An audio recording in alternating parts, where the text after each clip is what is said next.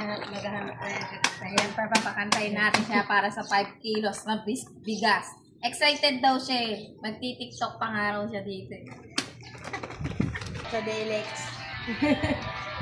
Pilit ko ginagaya na umangon mag-isa sa kama.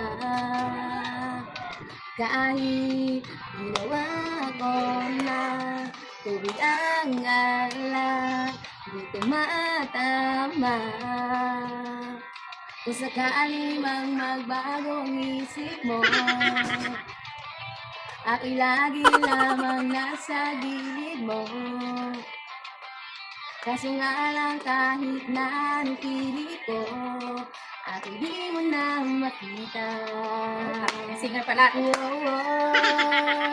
Hirap tanggapin, di mo na ako kailangan. Sana may labanan mo. At kahit ano pang gawin kung pagkukunwari na tila ba nakalimutan na.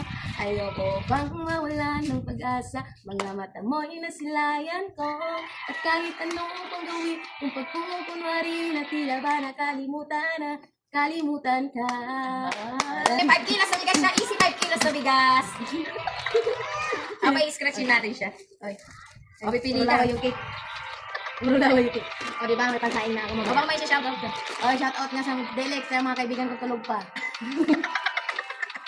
Okay. Mamili ka na. Swerte yun yan. Ay, swerte yun yan. Ay, bakit swerte na yan? Swerte na yun. Yung bigas na eh. Tapos may pag-ulam pa. Wala mo. Walaan nyo kung magkano to. Wala. Walaan nyo. Oy. Oy. Oy.